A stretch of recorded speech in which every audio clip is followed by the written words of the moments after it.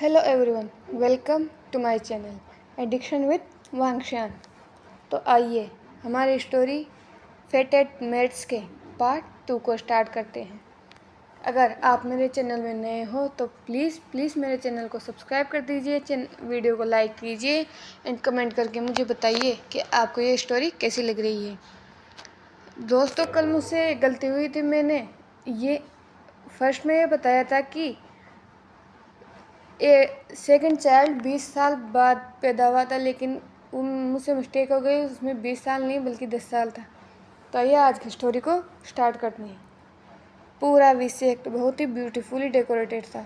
बड़े एंड छोटे सभी क्लैन से लोग आए हुए थे, और आए भी क्यों ना, आखिर आज उनके एम्परर को उनका मेट मिल चुका है। उन्हें उनकी एम्प्रेस मिलने वाली है। सभी लोग बहुत खुश थे। दूसरी तरफ विसेक्ट के ही एक रूम में एक पर्सन रूम में चारों तरफ दौड़ रहा था और लगातार बोल रहा था, नहीं नहीं नहीं, मुझे वही रोब चाहिए, मैं वही पहनूंगा जो बाबा ने मुझे लास्ट बर्थडे पर दिए थे। अगर वो रोब्स मुझे नहीं दिए तो मैं शादी में नहीं जाऊंगा। मुझे वही पहनना है, वही पहनना है, वही पहनना है।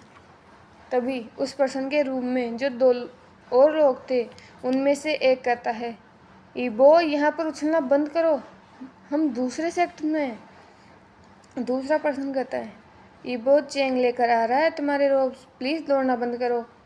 जी शुगा क्वानगा, मैं तब तक नहीं रुकूंगा जब तक मुझे मेरे रोब्स नहीं मिल जाते। मुझे अपने रोब्स चाहिए चाहिए चाहिए। ये बोलकर वो फिर से चारों तरफ उछलने लगता है।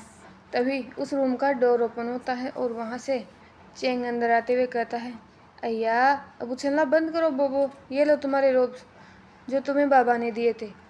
तुमने ये रोब्स मेरे और तुम्हारे गगा के क्लोथ्स के साथ रख दिए थे। ये बहुत तुरंत हवा की स्पीड से आता है और चेंग को टाइटली हक करते हुए कहता है, थैंक यू सो मच गा, मुझे पता था कि आप ही इन्हें ढूंढ सकते हो। आई लव यू चेंग गगा। तभी जीशु कहता है, हाँ तुम्हें चेंग गगा ही संभाल सकते हैं। इस पर वहाँ खड़े सभी लोगों के फेस पर स्माइल आ जाती है। चेंग और ईबो का रिश्ता सिर्फ ब्रदर इन लॉ का ही नहीं है, बल्कि इन दोनों का रिश्ता अलग है। चेंग ईबो के लिए माँ जैसा है। चेंग को लेन क्लेन में आए हुए भी 5 साल या उससे ज़्यादा टाइम हो चुका होगा, लेकिन जब से चेंग लेन क्लेन में आया है, ईबो को मानो अपने लिए एक मदर मिल गई। चेंग ईबो का बहुत अच्छी तरीके से ख्याल रखता है। ईबो ने अपनी माँ को नहीं देखा। जब वो 1 साल का था तभी किसी बीमारी की वजह से उनकी मौत हो गई थी। उसके बाद ईबो के फादर एंड दोनों ब्रदर्स ने ही उसका ख्याल रखा। ईबो एक केयरफ्री पर्सन है। वो गुस्सों में हमेशा मस्ती करता रहता है, लेकिन एक स्ट्रॉन्ग कल्टिवेटर है। गुस्सों में स्वॉर्ड फाइटिंग में उसके फादर के अलावा उससे कोई भी नहीं हरा सकता, यहाँ तक कि उसके दोनों ब्रदर्स भी नहीं। एक ओमेगा होकर भी वो बहुत टैलेंटेड हैं, लेकिन उसकी लाइफ का सबसे बड़ा दुख है उसका ट्रांसफॉर्मेशन। अभी तक उसका ट्रांसफॉर्मेशन नहीं हुआ है। उसका ड्रैगन कौन सा है, उसकी पावर्स क्या क्या हैं, ये उसे नहीं पता। इसीलिए वो बहुत उदास होने रहने लगा है। नॉर्मल कल्टीवेटर्स के का ट्रांसफॉर्मेशन उनके 14 या 15 की एज में हो जाता है, लेकिन वो 20 ईयर ओल्ड हो चुका है, लेकिन अभी तक उसका ट्रांसफॉर्मेशन नहीं हुआ है। ईबो को तो वैसा लगने लगा है शायद वो बस एक नॉर्मल कल्टीवेटर है। एंड अब वहाँ चलते हैं जहाँ पर कल्टीवेशन वर्ल्ड के एम्परर की शादी हो रही थी। वहाँ पर 5 बड़ी फैमिली मौजूद थी। सभी लोग वहाँ देख रहे थे जहाँ पर विजान खड़ा था, जो अपनी ब्राइड का वेट कर रहा था। उसके फेस पर ना तो खुशी थी, ना ही वो दुखी था। उसके फेस पर बस ऐसे बहुत ज़्यादा ही कोल्ड एक्सप्रेशंस थे। कोई भी देखकर ये नहीं कह सकता कि विजान के माइंड में भी क्या चल रहा है। उसी हॉल में एक सीट पर ईबो अपने लिटिल नेफ्यू के साथ बैठा था, लेकिन अभी वो शांत था। वो ईबो जो आधे घंटे पहले उछल रहा था, मस्ती कर रहा था, वो बिल्कुल शांत था और बस वहाँ देखे जा रहा था जहाँ विजान खड़ा था। वो बहुत देर से बस वहीं देखे जा रहा था, बिना अपनी आंखों को ब्लिंक किए हुए। लेकिन जीशु ने जब ये नोटिस किया तो उसने उसके शोल्डर पर हाथ रखते हुए कहा, ईबो, लेकिन ईबो ने जैसे सुना ही नहीं। जीशु ने फिर से कहा ईबो, और ईबो एक झटके से ही होश में आते हुए कहा हाँ क्या हुआ है? जीशु ने कहा यही मैं तुमसे पूछ रहा हूँ, तुम्हें क्या हुआ है? तुम इतने शांत क्यों हो और एम्परर को क्यों घूरे जा रहे हो? ईबो ने कहा क, क, क, कुछ नहीं हुआ है गगा। ये बोलकर वो फिर से वहीं देखने लगता है। जीशु इससे पहले आगे कुछ पूछ पाता तभी ब्राइड के आने की अनाउंसमेंट हो जाती है और सबका ध्यान उधर चला जाता है। यांगजी किसी प्रिंसेस की तरह चलती हुई हॉल में आ रही थी। वो बहुत ज़्यादा ब्यूटीफुल लग रही थी, लेकिन उसके एल्फा का ध्यान उस पर नहीं था बल्कि किसी और पर था। विजान बहुत देर से फील कर रहा था कि कोई उसे देख रहा है, लेकिन जब सबकी नज़रें यांगजी पर थी तो उसने ईबो की तरफ देखा। उसने ईबो की तरफ अट्रैक्शन फील किया। उसे ऐसा लगा जैसे वो ईबो को जानता है। अभी विजान को ईबो का बस सैड फेस ही दिखाई दे रहा था क्योंकि ईबो भी यांगजी को देख रहा था। विजान जब होश में आता है तब यांगजी उसके सामने आकर खड़ी हो चुकी थी। वहीं दूसरी तरफ ईबो जो विजान को ही देखे जा रहा था, उसे अपनी बॉडी में चेंजेस फील होने लगे। उसे ऐसा लग रहा था जैसे कोई उसे अंदर से तोड़ रहा हो। उसके आसपास धीरे धीरे ब्लू लाइट अपीयर होने लगी। इस पर किसी का ध्यान नहीं था। सबका ध्यान वेडिंग कपल्स की ओर था, लेकिन जीशु ने ये नोटिस किया क्योंकि वो बहुत देर से ईबो को ऑब्जर्व कर रहा था। ईबो आज अनएक्सपेक्टेडली शांत है।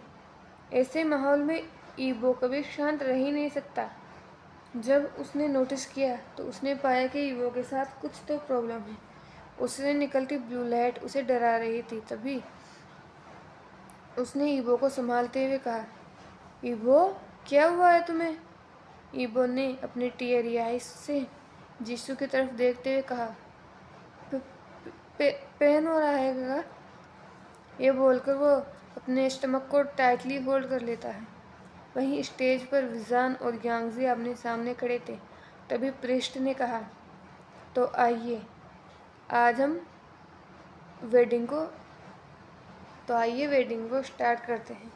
ये बोलकर वो उन दोनों कपल की तरफ देखते हैं और कहते हैं सबसे पहले आप दोनों अर्थ एंड हेवन को बो कीजिए।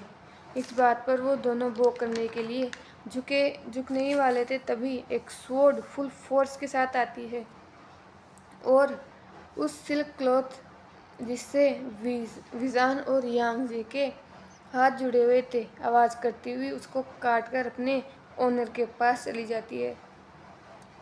हॉल में खड़े सभी लोग शॉक हो गए थे। यांगजी जो डर कर गिरने ही वाली थी, विजान ने उसे शोल्डर से पकड़कर संभाल लिया। इन सब में सबसे पहले जिन लोगों ने रिएक्ट किया था वो विजान के गार्ड्स थे जो अभी ईबो को चारों तरफ से घेर कर खड़े थे। जीशु को जब लगा कि ईबो की तबीयत ठीक नहीं है, वो उसे उसके रूम में ले जा रहा था। वो किसी को नहीं बताना चाहता था क्योंकि अभी बहुत ही हैप्पी माहौल था, सब लोग खुश लग रहे थे और वो इस माहौल को ख़राब नहीं करना चाहता था। लेकिन वो एंट्रेंस पर पहुंचे ही थे कि ईबो ने अचानक ही अपने हाथ को छुड़ाया और उसने विजान और यांगजी को देखा जो बोक करने ही वाले थे, और अगले ही पल वांग ईबो की स्वॉर्ड बस सामने की तरफ चली गई। हॉल में गॉसिप स्टार्ट हो गई कि ये तो लेंस का थर्ड प्रिंस है, इन्होंने एम्परर पर हमला क्यों किया और ये आज यहाँ क्या कर रहे हैं? इनको तो कभी बाहर ही नहीं लिया जाता। चैंग जो अपनी फैमिली के साथ खड़ा था, जब उसने ये देखा तो वो भी उस पर्सन को देखना चाहता था जिसने ये अटैक किया है, लेकिन ईबो को देखकर वो शॉक हो गया। वो तुरंत वहाँ गया जहाँ ईबो था, लेकिन ईबो वो बस विजान की तरफ घूर रहा था। उसकी आंखें गोल्डन थी और वो आंखें बार बार अपना कलर चेंज कर रही थी। ईबो की आंखों में गुस्सा साफ देखा जा सकता था, लेकिन ये गुस्सा था क्यों, ये विजान को नहीं समझ में आ रहा था। वो इस पर्सन से पहली बार मिल रहा है तो ये सब क्या हो रहा है? लेकिन अगले ही पल उसने वांगजी को खुद से उसने यांगजी को खुद से दूर करना पड़ा, क्योंकि यीबो की सोड एक बार फिर से वहाँ थी, लेकिन इस बार विजान ने उसे पकड़ लिया। लेकिन ये कैसे हो सकता है? विजान यीबो की सोड को कैसे पकड़ पा रहा है? ये तो तभी हो सकता है जब सामने वाला पर्सन उसका मेट हो। ये लाइन जैसे ही विजान के माइंड में आई हो, उसने सामने की तरफ देखा, लेकिन उसकी माउथ से कुछ भी निकलने से पहले बस एक चीख निकली, नहीं। क्योंकि विजान के गार्ड्स जो विजान के ऑर्डर का वेट कर रहे थे कि कब विजान उन्हें ऑर्डर दे और वो उस पर्सन पर हमला करे जिसने विजान पर हमला किया है। लेकिन इससे पहले कि गार्ड्स को समझ पाते, ईबो ने दोबारा उन पर हमला किया और इस बार गार्ड्स ने विजान के ऑर्डर्स का भी वेट नहीं किया और ईबो पर बस हमला कर दिया। वहाँ पर चीखने वाला सिर्फ विजान नहीं था, बल्कि पूरी लेन फैमिली थी।